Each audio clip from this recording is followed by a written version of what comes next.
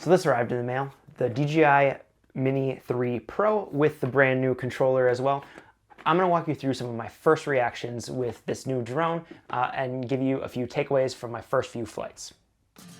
All right, we are a few weeks into the future now, and I've had the chance to fly the Mini Pro here, the Mini 3 Pro, a few more times, and I really enjoy this drone. This has been a great experience. I just checked right before hitting record. I have exactly 72 minutes of actual flight time with this, so I feel like that's a good amount to give you a little bit of my first impressions, first reactions here, and what my initial thoughts are on the Mini 3 Pro. And the first thing I wanted to talk about is actually the controller. I am a huge fan and really glad that I got the controller with the screen. Having that built-in screen on the controller is awesome. One, this is a very high quality screen, so I really love it. It's bigger than my iPhone, so that also gives me a little more real estate to see things. But just the fact that I don't have to use my phone and don't have to worry about calls coming in, or don't have to worry about not being able to get text messages or something.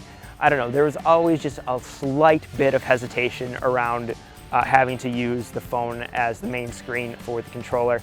So I'm very glad that I upgraded and got this screen here. It's awesome. Highly recommend, if you're even thinking about it, I would consider jumping ahead and getting the screen here. Because I have the old controller from the Mini 2 and from the Mavic Pro 2 that I used to have. So definitely had the option to save a little money, but I was very glad that I got the upgrade, and honestly it's one of the big reasons I decided to finally pull the trigger on this. The next big thing for me that I really love about this is the actual active track and the different quick shots and things like that that you can do here with this drone. For me, a lot of the reason I got this drone is to be able to get some shots of cool locations, yes, of different cool cinematic shots, but also to get shots of me out in those environments, or me doing things for B-roll in videos like this. So the fact that I can have it tracking me or performing these shots without having to fly manually is huge. And that was a big reason that I finally did do the upgrade on this from the Mini 2, is just because of that active track and all the different possibilities that had. Just allowed me to be a solo shooter, out traveling, out doing things, driving the boat around, whatever else it might be, but allowed me to be more flexible, get more shots while being that solo person. So if you're someone in that type of situation, highly recommend this drone. And I just love that it's portable. Obviously the Mini 2 was also very portable. That's the one I had been using for a long time here, and really enjoyed that. But the fact that you're able to still have that portability plus get some of those active tracks. I'm no longer doing a lot of commercial shots or anything like that, so for the most part the things that I'm shooting are things for this YouTube channel. So I wanted to be able to shoot myself without having to manually fly things. So the fact that this drone has that active shots and is able to capture those without me needing to be fully on the controls at all time, huge win. And the last piece that I want to talk about is the fact just on battery life. That extra battery life now is a big improvement. I've noticed it, definitely noticed it compared to the Mini 2.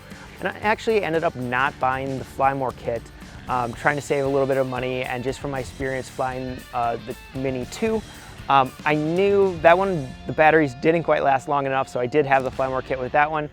This one, the batteries last long enough where I can get the shots that I need. Generally, there's not a lot of them. I generally know or have a pretty good idea of what I want to do.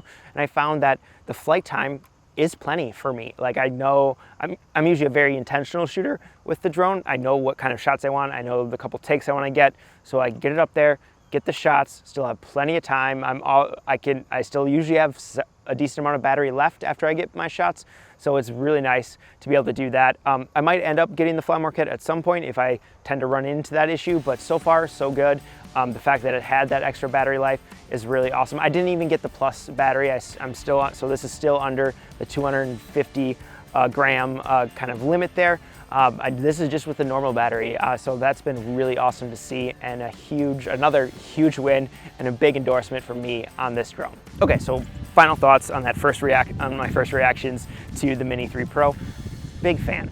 And honestly, if you are a drone shooter similar to me and want to use this in a way similar to what I do, which is as a solo shooter who needs a light pack that you can travel with, it's something that doesn't take up a lot of space, the Mini 3 Pro is probably going to be the drone for you. I really like it.